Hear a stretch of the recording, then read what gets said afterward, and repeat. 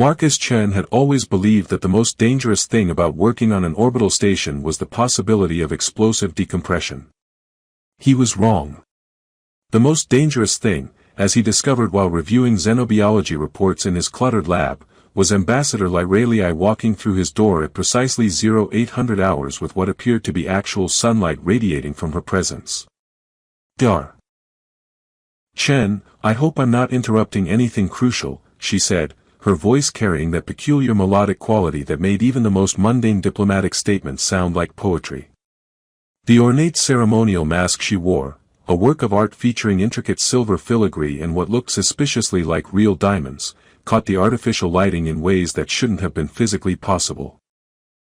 Marcus nearly dropped his coffee, which would have been a genuine tragedy considering the station's replicator had been producing what could generously be called brown liquid disappointment for the past 3 weeks. Ambassador. Not at all. Just reviewing some fascinating metabolic data from the Kepler colonies. Apparently, their wheat grows 3 times faster than Earth varieties, but tastes like cardboard soaked in regret. A sound that might have been laughter escaped from behind her mask. I've heard similar complaints about Altarian nutritional supplements. We've been trying to perfect artificial flavoring for decades, but somehow everything ends up tasting like what you humans would call purple. Purple has a taste. On Altair, everything has a taste. Our atmospheric composition includes trace amounts of flavor-enhancing particles. It's why our cuisine is so enthusiastic. Marcus gestured to the chair across from his desk, carefully moving aside a precarious stack of research tablets and what appeared to be a half-assembled quantum scanner that he'd been fixing for the better part of a month. Please, sit.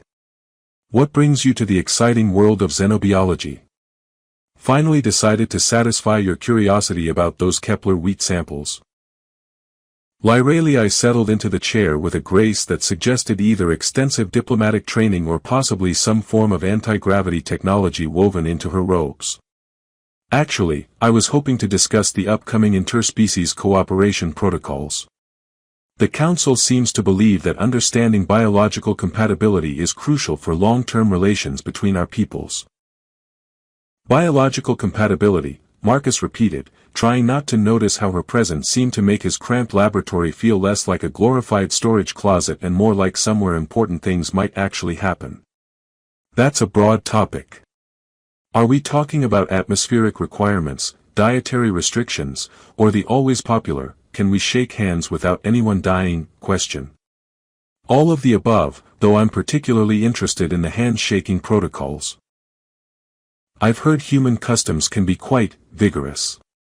Marcus demonstrated with perhaps more enthusiasm than strictly necessary, extending his hand across the desk. It's really quite simple. Firm grip, 2 to 3 shakes, maintain eye contact, try not to crush any bones. Lyralii reached out, her gloved hand meeting his. Even through the fabric, he could feel that her hand was surprisingly warm, with what felt like an extra joint in her fingers. The handshake itself was perfect. Just the right pressure, duration, and eye contact that somehow made him forget that he was looking at an ornate mask rather than an actual face. Excellent technique, she said, withdrawing her hand. Though I notice you didn't mention anything about the traditional Earth custom of commenting on the weather. Ah, you've been studying our cultural databases. Well, the weather on Harmony Station is consistently climate-controlled, artificially lit, and occasionally punctuated by the gentle hum of life support systems that may or may not be plotting our demise. Plotting our demise? Last week the atmospheric recycling system started playing what I can only describe as ambient jazz at 3 in the morning. Chief Engineer Rodriguez swears it was a malfunction, but I suspect the station's AI is developing artistic aspirations. This time the sound from behind her mask was definitely laughter, rich and genuine. On Altair, our environmental systems sing traditional ballads. It's considered quite soothing, though visitors often find it overwhelming. Imagine trying to concentrate on important work while your walls are performing epic poetry about the migration patterns of crystalline butterflies. Crystalline butterflies? Beautiful creatures. They migrate through our upper atmosphere every 73 days, leaving trails of bioluminescent particles that our ancestors used for navigation. Of course, that was before we developed proper stellar cartography, but the butterflies don't seem to mind that they're technically obsolete. Marcus found himself leaning forward, genuinely fascinated. Do they serve any ecological function, or are they purely decorative at this point? They pollinate the floating gardens that produce our atmospheric processors' organic components. Quite essential, actually, though they have an unfortunate tendency to get confused by artificial lighting. During our first attempts at interstellar communication, we accidentally attracted an entire swarm to our transmission arrays. The resulting interference made it sound like we were trying to communicate through interpretive dance. Were you? Only partially. The conversation continued for what Marcus would later realize was nearly 2 hours, covering topics ranging from the theoretical applications of bioluminescent technology to the practical challenges of maintaining diplomatic relations when half the species involved communicated primarily through scent. Lyralii proved to be not only knowledgeable about xenobiology but also possessed of a wit that kept him constantly off balance in the most delightful way possible. "I should probably let you return to your work," she said eventually, rising from her chair with that same impossible grace. "The Council has scheduled another meeting about atmospheric compatibility standards, and I suspect they'll want detailed notes about human respiratory requirements. Feel free to tell them we're remarkably adaptable, generally non-toxic, and only occasionally explosive under pressure." Only occasionally? Well, you haven't seen Rodriguez when the coffee replicator breaks down. As she moved toward the door, Marcus felt a peculiar reluctance to let the conversation end. "Ambassador, if you have any other questions about human biology or customs, please don't hesitate to ask. I mean, it's not like I'm making groundbreaking discoveries in here. Yesterday's big achievement was successfully identifying why the algae samples from Sector 7 were glowing purple." "Why were they glowing purple?" "Turns out someone spilled Altarian nutritional supplement on them. Everything tastes like purple," she said, and he could hear the smile in her voice even through the mask. "Thank you, Dr. Chen. I suspect we'll be speaking again soon." After she left, Marcus sat staring at his computer screen for a full 10 minutes before realizing he'd been reading the same sentence about metabolic rates without actually processing a single word. Something about Ambassador Lyralii was thoroughly distracting, though he couldn't quite put his finger on what it was. Perhaps it was the way she seemed genuinely interested in everything he said, or the fact that her laugh could apparently make even his disastrous laboratory feel like somewhere worth being. He was still contemplating this when his communication terminal chimed with an incoming message from Chief Engineer Rodriguez. "Chen, your new diplomatic friend left something behind. Looks like a data pad. Want me to return it, or should I just add it to the station's growing collection of mysterious alien artifacts?" Marcus was out of his chair and halfway to the engineering section before he'd consciously decided to retrieve the data pad himself. After all, it was only proper diplomatic protocol to ensure the safe return of official documents. The fact that it provided an excuse to seek out Ambassador Lyralii again was purely coincidental. At least, that's what he told himself as he hurried through the corridors of Harmony Station, past the observation lounges where other diplomats conducted their carefully formal meetings, toward what promised to be another conversation that would leave him questioning everything he thought he knew about interspecies relations. Finding Ambassador Lyralii proved more challenging than Marcus had anticipated. The diplomatic quarters were a maze of identical corridors, each marked with symbols that his universal translator insisted were either room numbers or possibly recipes for something called essence of temporal displacement. He was beginning to suspect that the station's designers had been either extremely security conscious or under the influence of hallucinogenic gases when they'd planned the layout. "Lost, Dr. Chen?" The voice came from behind him, tinged with that familiar musical quality that had been occupying an embarrassing amount of his thoughts for the past hour. Marcus turned to find Lyralii approaching from a side corridor, her ornate mask catching the light in a way that seemed to create its own small aurora. "Ambassador. I was just, well, attempting to navigate what appears to be a deliberate effort to confuse anyone who isn't a professional diplomat." The quarters were designed by a committee of Centaurian architects. They consider straight lines to be aesthetically offensive and psychologically damaging. Every corridor must curve at least 17 times before reaching its destination. 17 times.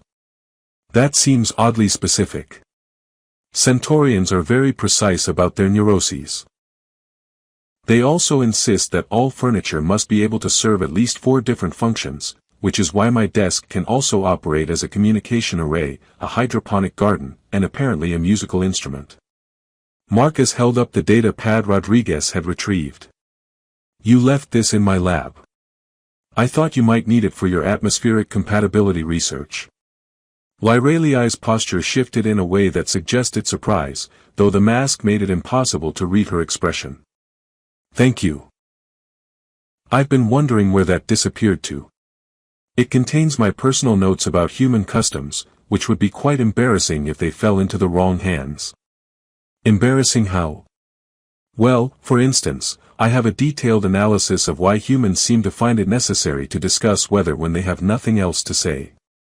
My current theory involves primitive atmospheric anxiety combined with social obligation protocols. That's, actually not entirely inaccurate. I also have extensive notes about human facial expressions, though I admit most of my research has been conducted through security footage and diplomatic recordings. It's fascinating how much information you convey without words. Marcus found himself studying her mask with new curiosity. Don't Altarians use facial expressions? We do, but differently. Much of our communication is. She paused, seeming to search for the right words, more subtle than human expressions. We rely heavily on micro-movements and energy field fluctuations that probably aren't visible to human perception. Energy field fluctuations. Natural bioelectric emanations. All Altarians generate them, though the patterns are unique to each individual. It's rather like having a constantly shifting emotional signature that others can read. That sounds simultaneously fascinating and terrifying. Imagine never being able to hide what you're really thinking. Indeed. Privacy becomes a very different concept when your mood is literally radiating from your body. She gestured toward a nearby lounge area. Would you like to continue this conversation somewhere more comfortable? Unless you enjoy standing in corridors that curve 17 times for no apparent reason.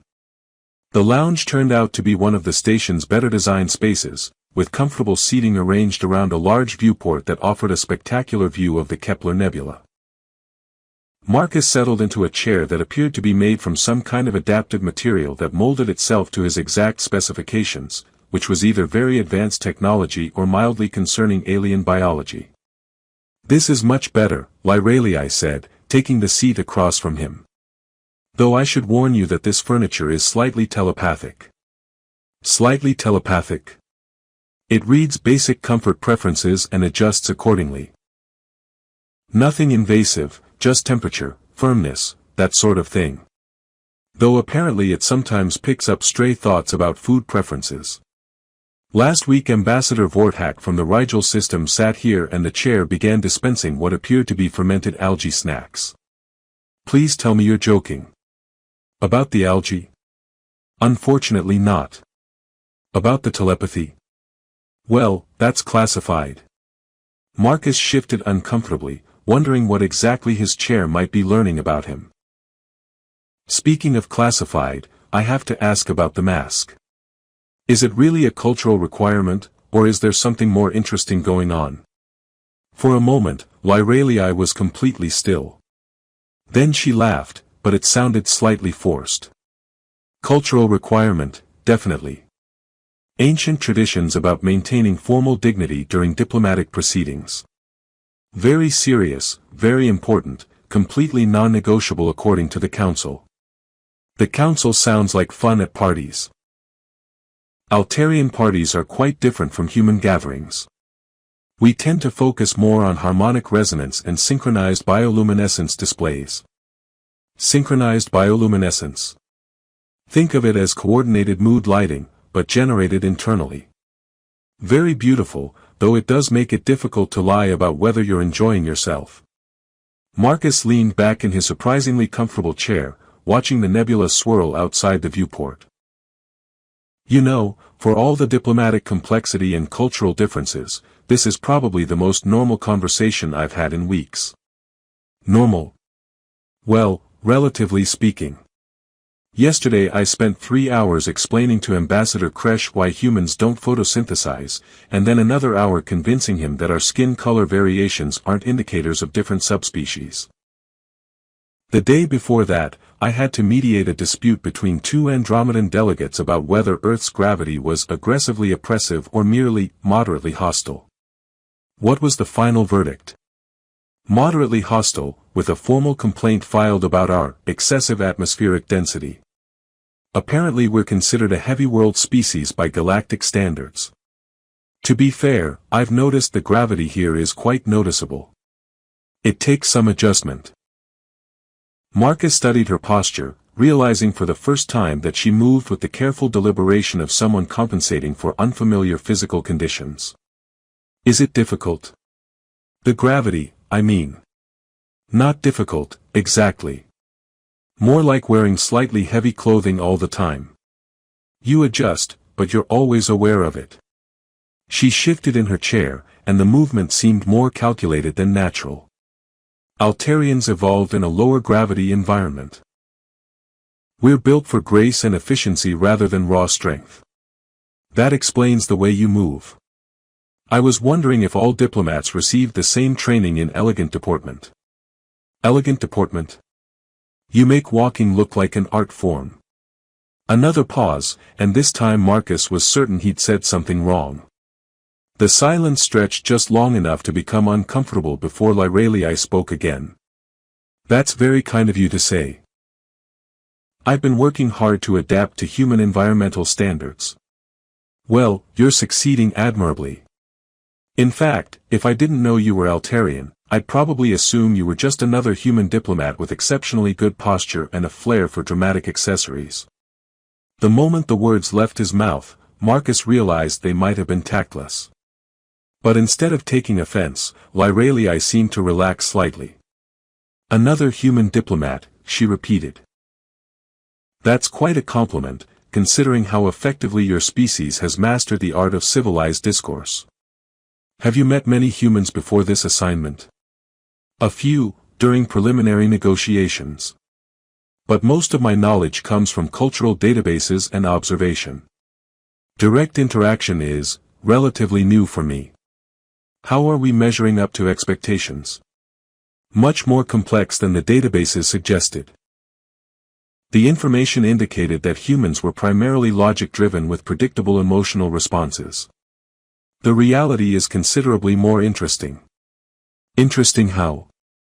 Well, for instance, you just spent considerable time and effort returning a data pad you could have simply transmitted back through official channels. The logical approach would have been more efficient, but the personal approach was more meaningful. Marcus felt heat rising in his cheeks. I was just being polite. Of course, Lyralii said, and there was definitely amusement in her voice. Purely diplomatic courtesy. Exactly. Which explains why you're currently radiating what my biofield sensors would classify as pleased embarrassment mixed with hopeful interest. Your biofield sensors. Part of the mask's functionality. It helps me interpret human emotional states since I can't rely on natural Altarian perception in cross-species interactions. Marcus stared at her, processing this information. So you've been reading my emotions this entire time? Only the obvious ones. The technology isn't invasive, just interpretive. Like having subtitles for feelings. That's either very helpful or completely mortifying. Currently registering as mortified curiosity with undertones of fascinated concern. Stop reading my emotions. I'm afraid that's not entirely possible. The sensors are passive systems, they don't turn off. Though if it helps, human emotions are quite pleasant to observe. Much more dynamic than most species. Marcus buried his face in his hands. This is definitely the strangest diplomatic relationship I've ever been part of. Relationship? The word carried a weight that made him look up sharply. Professional relationship, he clarified quickly. Diplomatic professional relationship. Between a human xenobiologist and an Altarian ambassador. Completely professional. Of course, Lyralii said, and though he couldn't see her expression, something in her posture suggested she was smiling. Completely professional. 3 weeks later, Marcus was beginning to suspect that his definition of completely professional might need some revision. This suspicion was reinforced when he found himself spending his lunch breaks in the observation deck specifically because Lyralii had mentioned enjoying the view of the Kepler Nebula, and further confirmed when he realized he'd started timing his lab work to coincide with her daily diplomatic rounds. Dar. Chen, you're developing what Chief Rodriguez would call behavioral patterns, he muttered to himself while pretending to review atmospheric compatibility data for the 15th time that morning. Next you'll be memorizing her schedule and finding excuses to bump into her in corridors. His communication terminal chimed with an incoming priority message from the station's administrative AI, Dr. Chen, your presence is requested in Conference Room 7 for an emergency session regarding interspecies diplomatic protocols. Please bring all relevant xenobiological documentation and your sense of humor, as Ambassador Vorthak has apparently declared war on the coffee replicator. Marcus sighed and gathered his research tablets, wondering how exactly one declared war on kitchen appliances and whether this fell under his job description as a xenobiologist. The corridor leading to Conference Room 7 was filled with the sound of what could generously be described as aggressive diplomatic discussion, punctuated by mechanical whirring that suggested the coffee replicator was fighting back. Inside the conference room, he found a scene that perfectly encapsulated the challenges of interspecies cooperation. Ambassador Vorthak, an imposing figure from the Rigel system whose species resembled what would happen if someone crossed a bear with a particularly militant philosopher, was engaged in what appeared to be a heated debate with a wall-mounted beverage dispenser. Ambassador Lyralii stood nearby, her masked face turned toward the viewport in what Marcus had learned to recognize as her trying not to laugh posture. The machine continues to produce liquid that tastes of industrial lubricant and despair. Vorthak was saying, gesturing dramatically at the offending replicator. This is clearly a deliberate insult to Rigelian dietary sensibilities. Ambassador Vorthak, Marcus said carefully, the replicator has been malfunctioning for weeks. It's not personal. Not personal. Yesterday it produced a beverage that tasted exactly like my ex-mate's cooking. That level of specific insult requires deliberate programming. Lyralii turned from the viewport, and Marcus caught the subtle movement that he'd learned indicated barely contained amusement. Perhaps we could discuss alternative refreshment options. The Altarian delegation has access to portable nutrition systems that might be more compatible with Rigelian biochemistry. Portable nutrition systems that taste like purple, Marcus added helpfully. Everything tastes like purple, Lyralii confirmed. But it's a pleasant purple. I do not understand this human obsession with assigning flavors to colors, Vorthak grumbled, but he moved away from the replicator with the air of someone declaring a temporary ceasefire. It's not just humans, Marcus said. The Centaurian delegation yesterday described their atmospheric supplements as tasting angular with hints of temporal displacement. Temporal displacement has a flavor? Lyralii asked. Apparently it's similar to what humans would call nostalgic regret with undertones of might have been. Vorthak settled into a chair that creaked ominously under his weight. This is why the Rigel system maintains that interspecies cooperation is fundamentally impossible. We cannot even agree on basic sensory descriptions, much less complex diplomatic protocols. Actually, Marcus said, consulting his research tablets, I've been working on a comprehensive analysis of cross-species sensory translation. The preliminary results suggest that most species share common baseline experiences, but describe them using culturally specific metaphors. Meaning? Vorthak asked. Meaning that when Centaurians describe something as angular, they're probably referring to the same sensation that humans would call sharp or acidic. The underlying experience is similar, but the descriptive framework is different. Lyralii leaned forward with obvious interest. Have you tested this theory? Not extensively, but I've been collecting sensory descriptions from various species and looking for patterns. For instance, every species that's tried Earth coffee has described it using metaphors related to bitterness, energy, and morning awakening, even though their specific terminology varies wildly. The Andromedan delegates called it liquid motivation with aggressive clarity, Lyralii added. Which is actually quite accurate. See Universal concepts, species-specific vocabulary. Marcus pulled up a data display showing his preliminary correlation charts. I think this could be the key to improving interspecies communication protocols. Vorthak studied the charts with the expression of someone discovering that his fundamental worldview might require adjustment. This suggests that our differences are primarily linguistic rather than experiential. Exactly. Which means that most diplomatic misunderstandings might be simple translation errors rather than irreconcilable cultural gaps. Dr. Chen, Lyralii said, and there was something in her voice that made him look up sharply, this research could change everything about how species interact with each other. It's just preliminary data, Marcus said, but he felt a flush of pride at her obvious enthusiasm. I'd need much more extensive testing to prove the theory. What kind of testing? Vorthak asked. Ideally, controlled sensory experiences with multiple species, cross-referenced with cultural context analysis and neurological response mapping. Basically, a comprehensive study of how different brains process similar stimuli. The Council would be very interested in this research, Lyralii said. Both the Altarian Science Directorate and the Human Diplomatic Corps have been struggling with communication barriers for months. You really think it could help?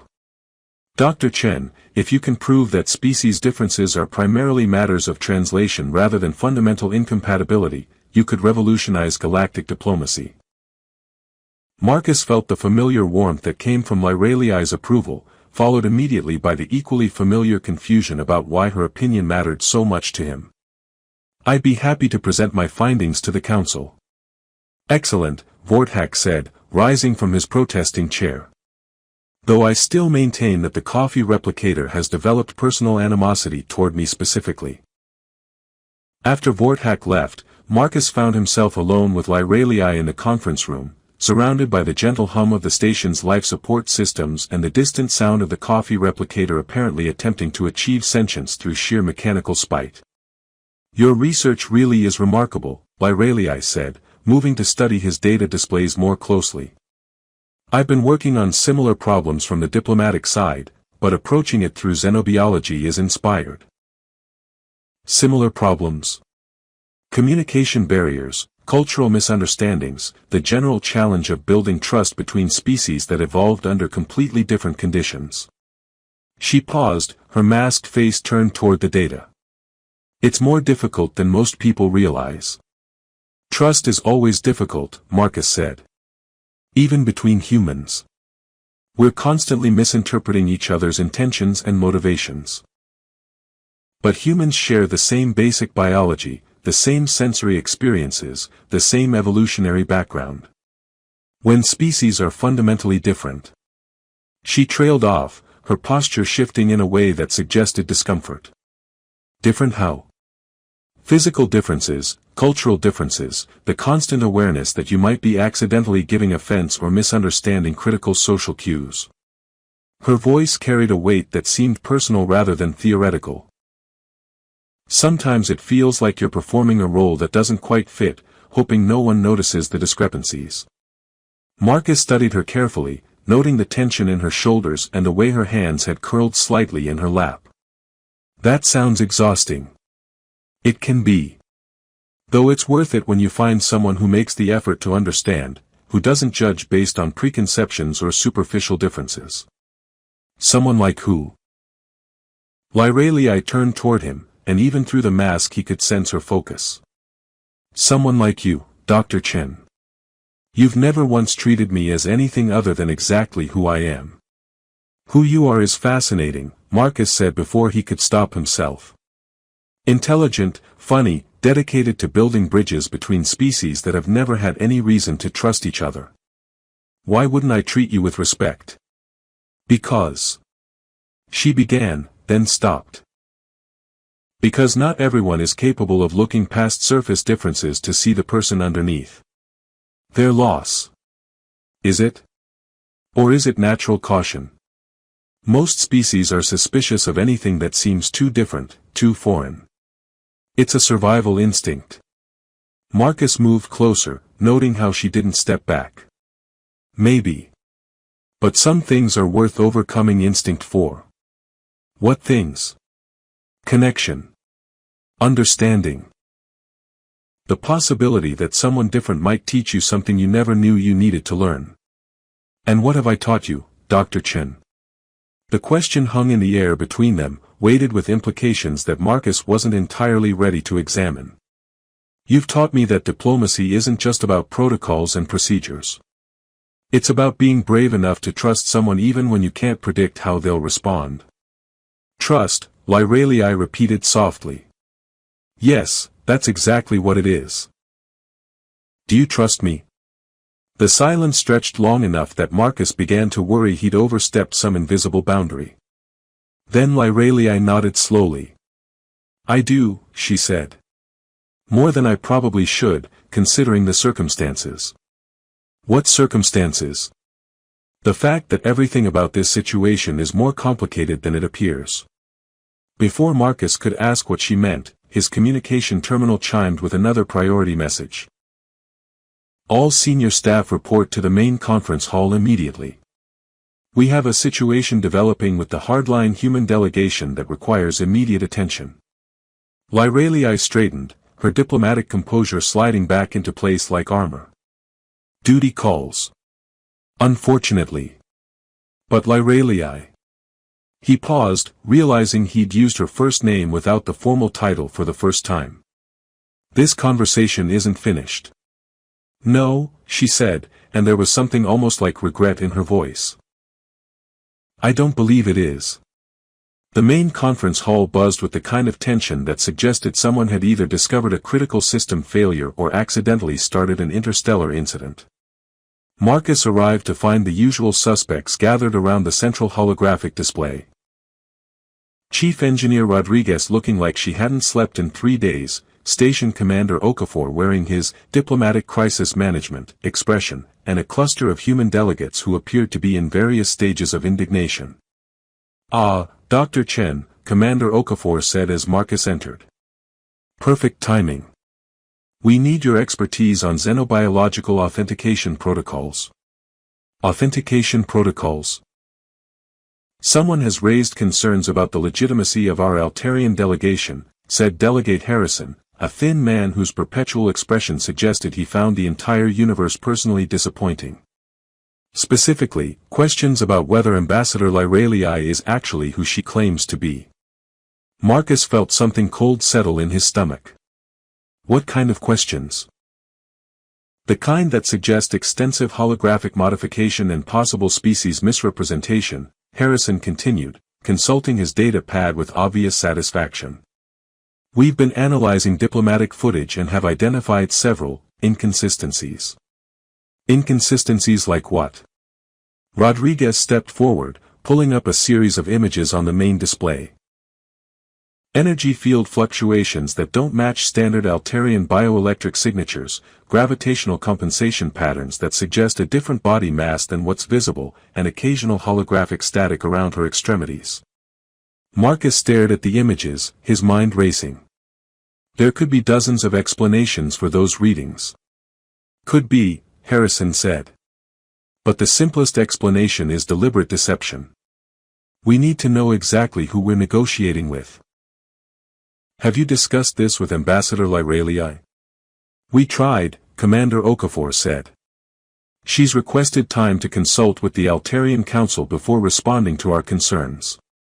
Which, frankly, has only increased suspicion among certain members of the human delegation. Because nothing says, innocent misunderstanding, like emergency consultations with your home government, Harrison added dryly. Maybe she's just being careful, Marcus said, knowing it sounded weak even as he said it. Diplomatic protocols can be complex. Dr. Chen, Okafor said carefully, you've spent more time with Ambassador Lyralii than anyone else on the station. Have you noticed anything unusual about her behavior or appearance? The question hung in the air like a trap. Marcus thought about the way Lyralii moved with careful deliberation, her reluctance to discuss certain aspects of Altarian culture, the mask she never removed, and most importantly, the trust she'd said she placed in him despite circumstances being more complicated than they appeared. Nothing that couldn't be explained by cultural differences and the challenges of operating in an unfamiliar environment, he said finally. Harrison's expression suggested he'd expected as much. Of course. Though I suppose we should also consider the possibility that Dr. Chen's judgment might be compromised by personal feelings. Excuse me. It's quite obvious that you've developed an attachment to the ambassador. Understandable, given her apparent charm, but hardly conducive to objective analysis. Marcus felt heat rising in his cheeks. My professional assessment is based on scientific observation and xenobiological expertise, not personal feelings. I'm sure it is, Harrison said in a tone that suggested the opposite. Enough, Commander Okafor said firmly. Delegate Harrison, your concerns have been noted and will be addressed through proper diplomatic channels. Dr. Chen, I need you to review all available data on Altarian bioelectric signatures and provide a comprehensive analysis of any anomalies in Ambassador Lyralii's readings. Sir, I should point out that my analysis will be based on limited baseline data. We don't have extensive information about individual variations in Altarian biology. Do your best with what we have. And Dr. Chen? This analysis needs to be completely objective. I know you respect the ambassador, but the integrity of these negotiations depends on everyone being exactly who they claim to be. As the meeting disbanded, Marcus found himself walking back to his lab with the uncomfortable feeling that his carefully ordered world was about to become significantly more complicated. The data Rodriguez had shown was troubling, not because it proved deception, but because it raised questions he wasn't sure he wanted answered. His lab felt different somehow, as if the space had been contaminated by suspicion.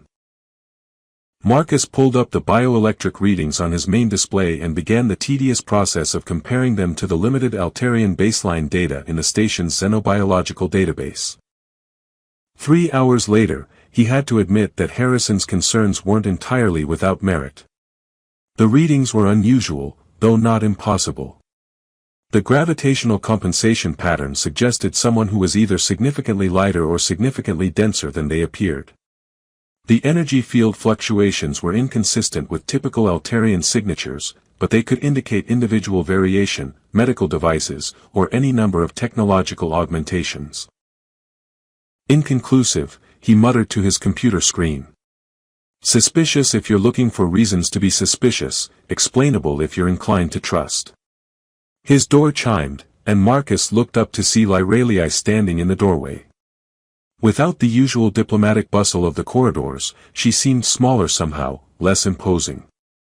The ornate mask caught the light as always, but now Marcus found himself studying it with uncomfortable intensity. I heard about the meeting, she said, stepping into the lab. I wanted to explain. Explain what? Why I can't simply submit to their authentication demands. She moved to the chair across from his desk but didn't sit. It's more complicated than they realize. Harrison thinks you're not who you claim to be. Harrison thinks a lot of things, most of them uncharitable. There was an edge to her voice that Marcus hadn't heard before. But in this case, his suspicion isn't entirely wrong. Marcus felt his heart skip. What do you mean? I mean that I'm not presenting myself entirely naturally. Are you Altarian? Yes, absolutely. But there are aspects of my appearance that I've been modifying for diplomatic purposes. What kind of modifications? Lyralii was silent for a long moment, her masked face turned toward the viewport. The kind that seemed necessary to build trust with a species known for being suspicious of significant physical differences. Physical differences like what? Nothing dramatic. Nothing that changes who I am or affects my ability to represent my people. Just cosmetic adjustments to make interspecies interaction more comfortable for everyone involved.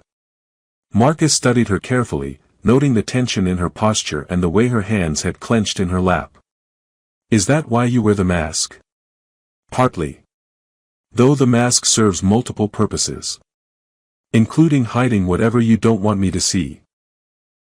Including protecting both of us from complications that neither of us is prepared to handle. The words hung between them, loaded with implications that Marcus wasn't sure he wanted to explore. What complications? The kind that arise when personal feelings intersect with diplomatic necessities. She finally sat down, her movements careful and deliberate. The kind that make objective analysis impossible. Harrison was right, then. About my judgment being compromised. Harrison was right about your feelings, not about their impact on your judgment. You've been scrupulously fair in all our interactions, even when it would have been easier to simply accept everything at face value. But I haven't been objective.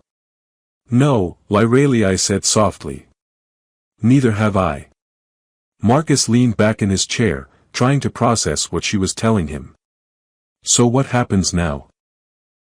Do you submit to authentication protocols, or do we continue this diplomatic dance while everyone assumes the worst? I don't know. The council is divided on how to proceed. Some believe that transparency is essential for building lasting trust. Others worry that human reactions to physical differences might derail negotiations entirely. What do you believe? I believe that trust requires honesty, but I also believe that some truths are harder to accept than others. Try me. Dr. Chen. Marcus. If we're talking about personal feelings and diplomatic complications, I think we can dispense with formal titles. Marcus, she repeated, and something in the way she said his name made him want to hear it again. What if the truth changes everything? What if what you see doesn't match what you've imagined? What if it doesn't? What if the truth is that I care more about who you are than what you look like? You say that now. I mean it now. Lyralii stood abruptly, pacing to the viewport. The modifications I'm using aren't just cosmetic. They're extensive.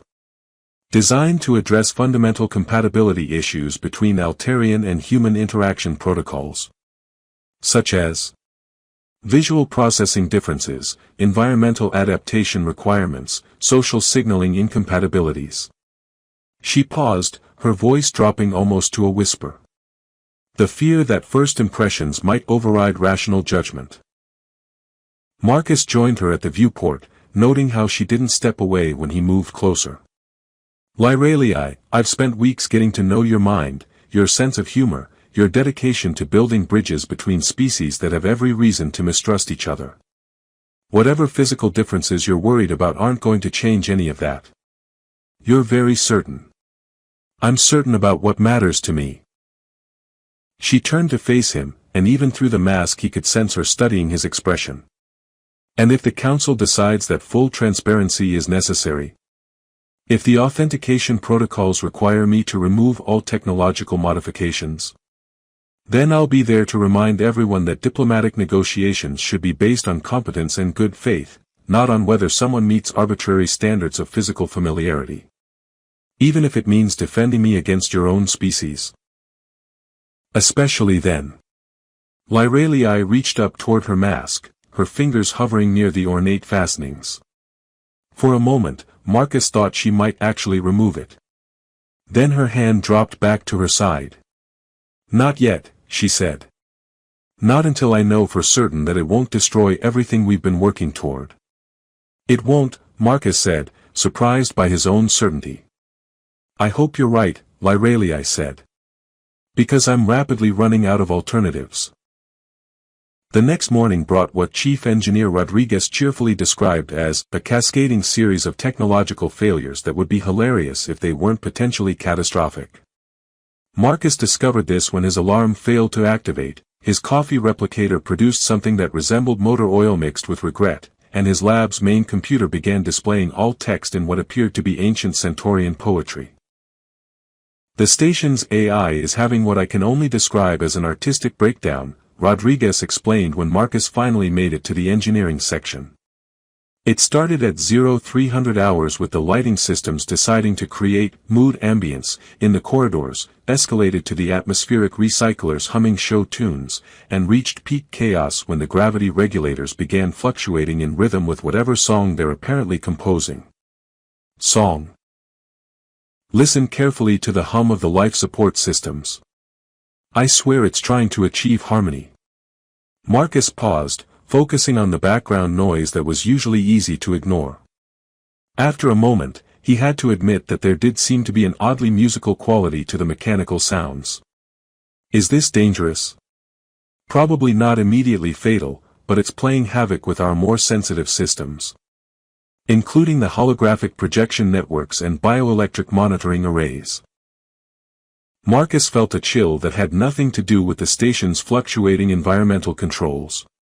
The holographic networks. Everything from the diplomatic quarters privacy screens to the recreational holodecks. The whole system's been cycling between full function and complete failure for the past 6 hours. Have you told Commander Okafor? He's aware. In fact, he's called an emergency session for all senior staff and diplomatic personnel. Apparently we need to address both the technical failures and their potential impact on ongoing negotiations. The main conference hall was in a state of barely controlled chaos when Marcus arrived. The holographic display system was cycling through a random selection of images ranging from stellar cartography charts to what appeared to be abstract art generated by the station's malfunctioning AI. Commander Okafor stood at the center of it all, looking like a man who had decided that if the universe insisted on being unreasonable, he would meet it with grim professionalism. Ladies, gentlemen, and assorted sentient beings, Okafor began, raising his voice over the sound of the ventilation system attempting what might generously be called a musical interlude. We have a situation. Delegate Harrison, who had apparently decided that technical difficulties were somehow personally offensive, gestured dramatically at the flickering displays. Commander, this level of system instability raises serious questions about the station's ability to maintain security protocols. How can we be certain that sensitive diplomatic communications haven't been compromised? The failures appear to be confined to non-essential entertainment and comfort systems, Rodriguez said. Core life support, communications, and security remain stable. Non-essential. Ambassador Vorthak rumbled from his position near the back of the room. The replicator in my quarters has been producing beverages that taste like existential uncertainty with hints of mechanical despair for the past 4 hours. That's actually an improvement over yesterday's industrial lubricant and sadness, Marcus pointed out. This is hardly the time for humor, Dr. Chen, Harrison said sharply. We're dealing with potential security breaches and diplomatic complications. What diplomatic complications? Marcus asked, though he suspected he already knew. The holographic monitoring systems have been malfunctioning, Okafor explained. Which means any technological modifications or augmentations that our guests might be using could become visible during system fluctuations. Marcus looked around the room, noting that Ambassador Lyralii was conspicuously absent. Has anyone experienced unexpected revelations due to these malfunctions? Not yet, Okafor said carefully. But several delegates have requested temporary quarters adjustments to avoid potential exposure of personal technologies or medical devices. Medical devices, Harrison repeated with obvious skepticism. How convenient. Delegate Harrison, said a voice from the doorway, I'm curious about your definition of convenience. Everyone turned to see Ambassador Lyralii entering the conference hall, her ornate mask catching the erratic lighting in ways that seemed almost deliberately dramatic. Marcus noted immediately that something was different about her posture, a tension that suggested someone who had made a difficult decision and was prepared to live with the consequences. Ambassador, Okafor said. We were just discussing the station's technical difficulties and their potential impact on diplomatic protocols. I'm aware, Lyralii said, moving to take her usual position near the main display. In fact, I've come to address those concerns directly. How so? Harrison asked. By eliminating the need for speculation about technological modifications and their purposes. She reached up toward her mask, her fingers hovering near the ornate fastenings. The Altarian Council has decided that full transparency is preferable to continued suspicion and diplomatic uncertainty. Marcus felt his heart rate accelerate. Lyralii, you don't have to.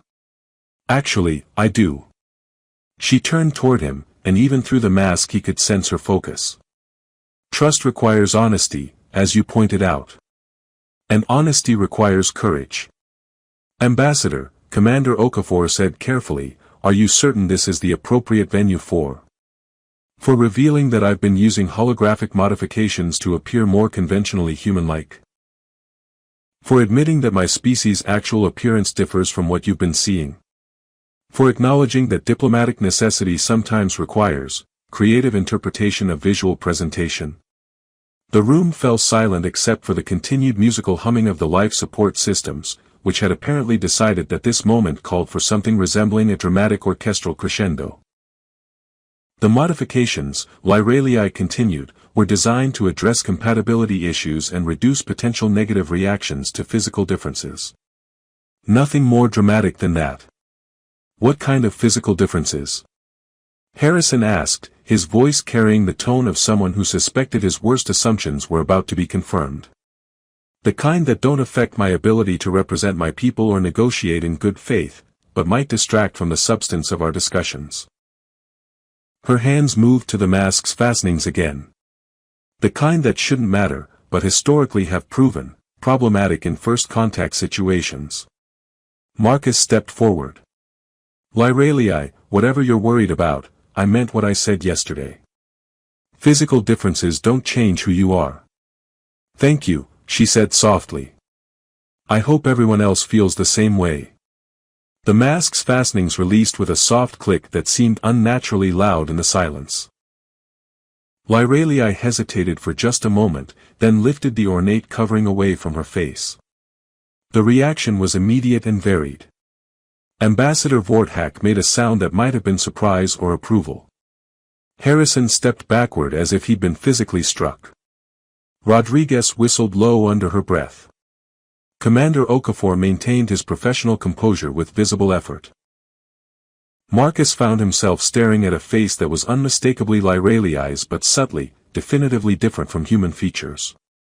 Her eyes were the same warm brown he'd imagined, her smile exactly as he'd pictured it, but her ears extended upward in elegant points that gave her an otherworldly beauty that was striking rather than alien. Well, she said after a moment of silence, that's what Altarians actually look like. Any questions? That's it? Marcus asked. The big diplomatic secret was pointed ears. Elven-like ears, according to your cultural databases.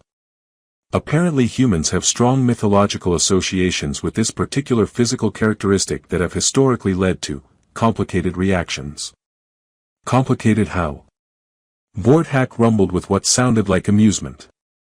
Dr. Chen, your species has extensive fictional literature about pointed-eared beings that ranges from idealized perfection to dangerous otherworldly seducers. The Altarian diplomatic corps was concerned about triggering inappropriate mythological associations. So you've been wearing a mask and using holographic modifications because you were worried we'd think you were an elf. When you put it like that, Lyralii said, it does sound rather silly. It sounds ridiculous, Marcus said, moving closer to get a better look at her actual features. You've been hiding one of the most beautiful faces I've ever seen because you were worried about fairy tale associations. Beautiful? Lyralii asked, and there was something vulnerable in her voice that made Marcus realize how much courage this revelation had required.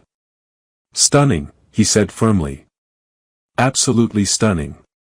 Dr. Chen, Harrison interrupted, while your personal aesthetic preferences are no doubt fascinating, we need to address the broader implications of this deception. What deception? Marcus asked, not taking his eyes off Lyralii's face. She's exactly who she said she was. She's Altarian, she's a legitimate ambassador, and she's been working in good faith to build cooperation between our species. The fact that she used cosmetic modifications to avoid triggering our ridiculous mythological prejudices seems like reasonable diplomatic strategy, not deception. Reasonable diplomatic strategy, Okafor repeated thoughtfully. I have to say, Ambassador, your concerns about human reactions weren't entirely unfounded. We do have some rather specific cultural associations with pointed ears. Most of them positive, actually, Rodriguez added. Elves are generally portrayed as wise, magical, and extremely attractive in human fiction. And therein lies the problem, Lyralii said. Diplomatic relationships based on mythological idealization are just as problematic as those based on fear or suspicion. So you decided to be practical about it, Marcus said. Smart. Was it? I've spent weeks building relationships under false pretenses, worrying constantly about exposure, and questioning whether any trust one earned was real or based on artificial presentation. The trust was real, Marcus said firmly. Everything about our interactions was based on who you are, not what you look like. The modifications were just diplomatic makeup. Diplomatic makeup, Lyralii repeated, and for the first time since removing her mask, she smiled. I rather like that description. So do I, Okafor said. Ambassador, thank you for your honesty. I think we can all agree that this revelation doesn't change the substance of our negotiations. Agreed, Vorthak rumbled. Though I have to say, the pointed ears suit you. Very dignified.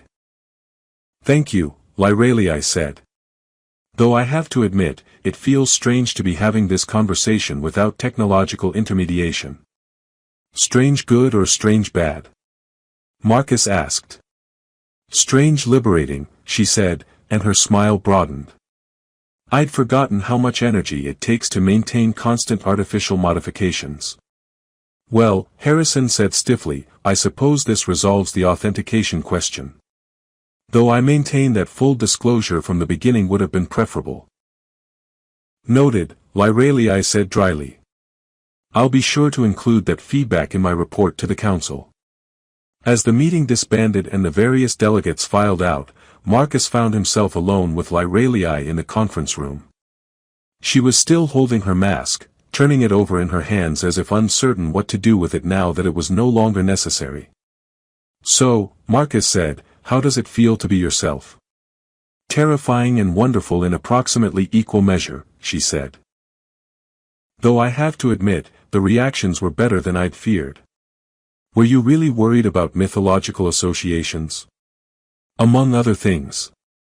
First contact situations are delicate, and physical appearance can trigger unexpected psychological responses. Better to establish trust and compatibility before introducing variables that might complicate rational discussion. And now? Now I get to find out whether the person you've been getting to know was real or just an elaborate diplomatic performance.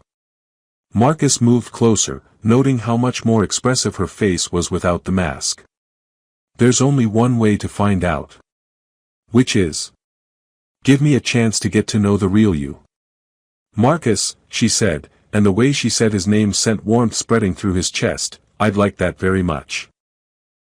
2 months later, Marcus stood in his lab reviewing the final draft of his comprehensive report on interspecies sensory translation protocols, a document that had grown from idle curiosity into what the Galactic Diplomatic Corps was calling, potentially the most important breakthrough in cross-species communication since the invention of universal translators. The irony wasn't lost on him that his most significant scientific achievement had grown directly from trying to understand why everyone described coffee differently. Dr. Chen, came a familiar voice from his doorway, I hope I'm not interrupting anything crucial. Marcus looked up to see Lyralii entering his lab, her pointed ears catching the light in a way that still made him momentarily forget whatever he'd been thinking about. 3 weeks of seeing her actual face hadn't diminished the effect, if anything, it had intensified it. Ambassador, he said, grinning. Just reviewing the final edits on the translation protocols paper. Though I have to say, your contributions to the research have been invaluable. My contributions consisted mainly of describing how things taste like colors and explaining why Altarian humor doesn't translate well into human conceptual frameworks. Your contributions, Marcus corrected, included insights into bioelectric communication, cultural context analysis, and the theoretical framework for emotional resonance mapping. Also, you helped me realize that the Centaurian delegates weren't being deliberately obscure when they described the coffee as angular, they literally perceive sharp flavors as geometric shapes. Lyralii settled into what had become her usual chair, the one that had initially been slightly telepathic but had apparently decided to behave normally once the station's AI had recovered from its artistic phase. Have you heard back from the review board? This morning. Full approval for implementation across all diplomatic stations, with a request to expand the research to include non-humanoid species. Marcus leaned back in his chair, still somewhat amazed by how dramatically his life had changed. They're also fast-tracking the establishment of permanent xenobiological research positions at major diplomatic facilities. Congratulations. Though I suppose this means you'll be leaving Harmony Station. Actually, no. I've been offered the position of Chief Xenobiological Consultant for the Kepler sector, based right here. Apparently they've decided that having someone who understands both the science and the practical applications of interspecies communication is too valuable to relocate. I'm glad, Lyralii said, and something in her voice made him look at her more carefully. You sound like someone who has news of her own. I do. The Altarian Council has officially appointed me as permanent ambassador to the human territories, with a mandate to establish long-term cooperative protocols between our species. Marcus felt a surge of happiness that surprised him with its intensity. That's wonderful. Congratulations. Thank you. Though I have to admit, the appointment comes with some interesting challenges. Such as the fact that permanent diplomatic positions require extensive cultural integration protocols. I'll need to develop a much deeper understanding of human social customs, recreational activities, and interpersonal relationship structures. That sounds like a significant research project. It is. In fact, I was hoping to find someone willing to serve as a cultural liaison and integration specialist. Marcus raised an eyebrow. Anyone particular in mind? Well, I was thinking someone with extensive experience in cross-species communication, a demonstrated ability to see past surface differences to understand underlying compatibility, and preferably someone who thinks pointed ears are attractive rather than mythologically problematic.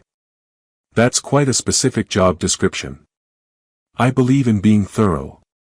Marcus stood and moved around his desk, noting how Lyralii's eyes tracked his movement with an intensity that made his pulse quicken. What exactly would this cultural liaison position entail? Extensive one-on-one consultation sessions, regular recreational activities designed to promote understanding of human social customs, and probably a great deal of what humans call quality time. Quality time. I'm told it's essential for proper cultural integration. Marcus stopped in front of her chair, close enough that he could see the amused sparkle in her eyes. And this would be a purely professional arrangement? Absolutely.